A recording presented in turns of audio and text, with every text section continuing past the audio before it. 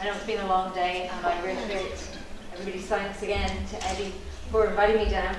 But one thing that I know people are very interested in, and we can talk about at kind of a high level, is what's coming next year, which is the release of the 1926 census. Okay? So it will be released 100 years to the day the census was taken. So we will be releasing it, the National Archives will be making it available on the 18th of April 2026. And the reason we'll be making it available on that date is that the 100-year embargo rule will have expired at that point. And it no longer it becomes the property of the Central Statistics Office, which owns it. It becomes the property of the National Archives, and therefore it becomes the property of the citizens of the state. Okay? So we've just got some numbers there about the first census. So it is really important, and it's a hugely exciting moment. And I don't know if anybody of you seen the record show that's been on RTE on Sunday evenings the last 3 weeks. Okay? If you manage to catch that, it's also on Player as well. And there you get a little bit of a sneak peek about the level of work that's going on in the National Archives in terms of preparing the census to be released. And I know a lot of people were cross with this for a long time and sort of said, can you not just do it now? Can you not just do it sooner? And we've done it in an incredibly short space of time. We got funding 3 years ago in 2022, and we started the project. We started lobbying government for that funding in 2019. So it will be made available. It's the first census of the Free State. It's the first census that is bilingual. The state printed the forms in both languages, English on one side, Irish on the other. So the citizens of the state had that right to be able to fill it out in either language. At a very high level, and you heard me say it earlier, it's the 26 counties only. So that's 2,496 books, and it's over 750,000 forms, okay? And in terms of digital images, it's 1.5 million digital images. That's what we've done. So we've done the whole thing, and we've been working on the project, and we've had teams working on it in terms of the cataloguing, in terms of conservation, digitisation, and now we're on to the transcription phase, okay? So that's the same slide again, sorry. So just in terms of the demographics, we had an exhibition that I mentioned, Society and State, and we were using that as our bridge. So these are some of the printed statistics that we felt were interesting. These are from the 1928 census reports. So there are 10 reports published between 1928 and 1938 by the statistics branch at the time. That is the high-level aggregated data of the census. Very dry, but they are all available online through this through the CSO website. They're fascinating if you like that high level of statistical information. So it covers housing and occupations. It covers the manufacturing sector. It covers the domestic service workforce, and then again it will cover the household conditions. One thing is to say about the 1926 census to make you aware of it, and we will be doing, and starting at the end of October, quite a high level kind of campaign just to let people know what to expect. One of the major changes, and it was for economic reasons, since we've looked into the files, was there are only 2 forms within the 1926 census. Everybody's really familiar with the fact that large institutions, police barracks, hospitals, asylums had a separate form in 1911, okay, and 1901. So you there had sort of 13 different types of forms to look through. In 1926, there are only 2 forms. There's the A form, which is the household return, and so therefore, even if you were the Mother Superior, for example, of the Presentation Convent in Douglas Street in Cork, you filled out the same form as the people living at the end of Douglas Street who were a household. So there are 10 spaces on each form to fill out. So for example, there could be 4 or 5 forms for the Presentation Convent, okay? They're all the same format. And then, as you'll be familiar with the 1901, 1911, where we had the N form and the B form, and all that enumerated statistical sort of summary stuff, it's all now just on one B form. There is one enumerated B form per townland or per street. And those are the 2 big differences. So in many ways, it might be an easier route to try and navigate through.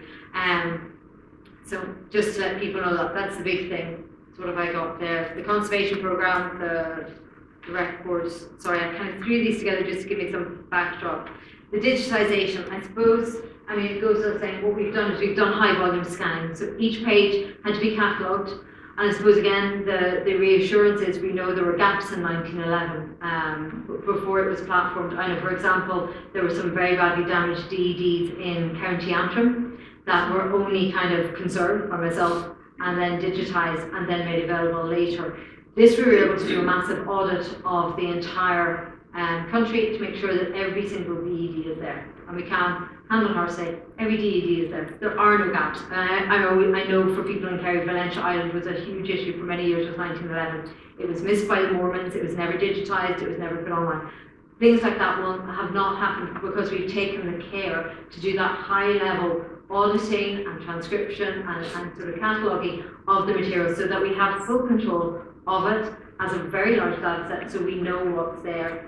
Then we're using high volume scanning because we did kind of work out historically precious documents. I mean, Cherry was talking about photographing page by page. A lot of overhead scanners would normally be used page 1, page 2, and you're doing it manually. But we knew we wouldn't get through the census if we did it that way, so we got a high volume scanner to run the machines through. You might have seen some of that on the record show. I think there was a small clip of that, of the team working on it. Then we've got the automated transcription whereby we're taking that information, we're taking the images, it's being read through an automated process. We're working with Deloitte on that, but then we're also coming back in and we're using our own staff again to do, as we say, the human in the loop, the manual verification, again to make sure that everything is there and correct. At the minute, because it's so many names and it's so many fields of information, the key ones that we're focusing on are head of household names, because between the individual household return and the B form, those are the two unifying links. And you will always find the head of household on both forms, so therefore that's how we'll link them up to the images. All the names are being transcribed, but we're really just double checking for launch date that it is, that the accuracy in the head of households is as high as we can get it and pushing it up into the 90-95%.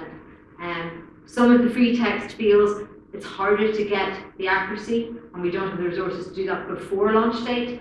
So we're sort of letting people know that, and you will hear this in the campaign, that the idea will be that will come on stream later. We'll keep working on it once we launch, but we had to make a decision. I mean, nobody will remember now, but the 1901, 1911 was actually launched in batches.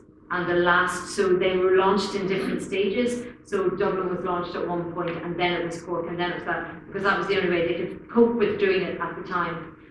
We, at the very early stages of planning, kind of went, can we do it? Is it a staged? And I was like, absolutely not. This is too an important moment. So we're doing the whole country all at one time, and therefore we've had to make some decisions. There might be some errors in some of the free text forms, but if we know we can keep working on them and keep improving things in the 6 months, the 9 months, the year after launch, that's what we're going to keep doing.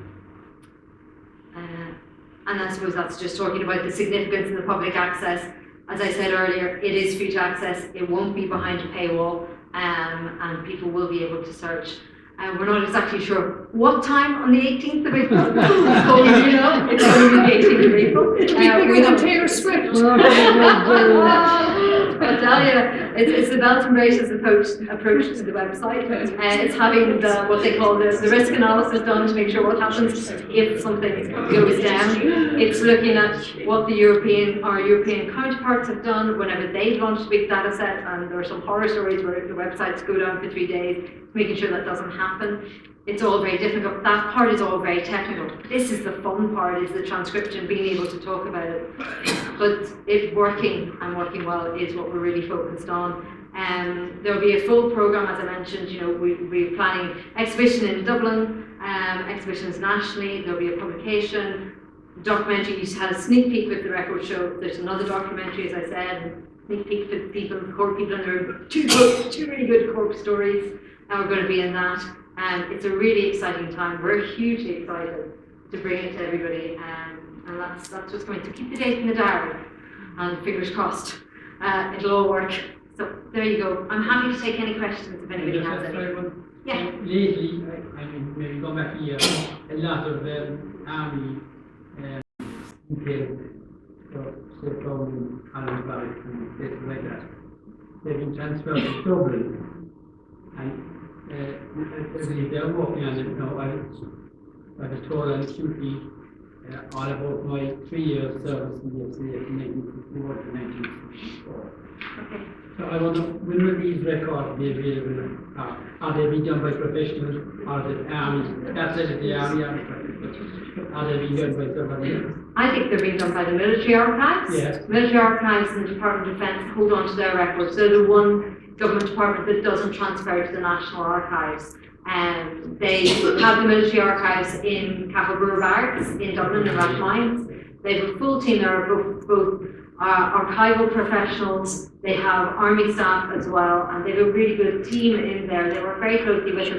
But in terms of those records being transferred from one barracks to the next, we wouldn't have any knowledge about that. That stays within the Department of Defence. So unfortunately, that's for the military archives, not for me. Thank you. No problem at all. Okay, folks. I think yes. I just noticed there's more males than females, which in more recent census is the opposite way. I was just wondering, was there any discussion on why that might be the case, or? The discussions around the demographics and those numbers would be in those census reports that I talked about. They're intensive published by the CSO. They cover population, and they look at the decrease in population, even the language decreasing or increasing in certain areas, and they compare it with other census. So they take the statistical data and they compare with 1911, 1901. They compare it with the British record. Those are published census reports. I wouldn't know that off the top of my head as to why, but bottoms.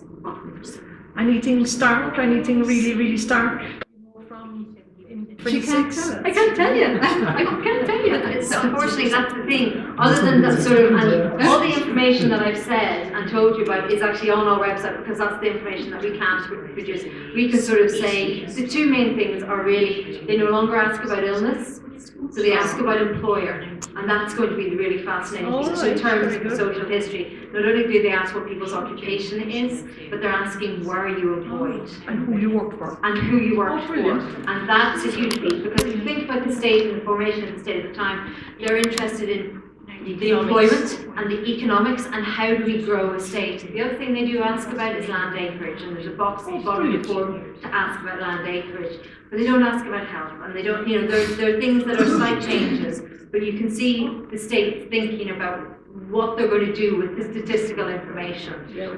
But other than that, my lips are sealed. I'm an officer of the statistic, and there's only so much. But it's fabulous. Of course, it's fabulous. It's the census. Would you like some volunteers?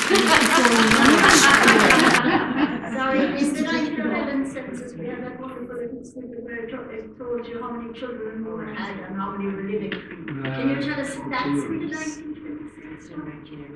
You know, 1911 says it is. It's worded slightly differently, but it's still there. Oh, brilliant. Yeah. It is. Because a lot of people, a lot of siblings, a lot of people would know that They would know that mothers. I found it from my own great grandparents' record as well that there'd been a child lost, and we didn't know until we saw the census records. Yeah. So definitely. Yeah. Okay, folks, it's been a fantastic day. I'm going to say thank you very much. Thank you. Well,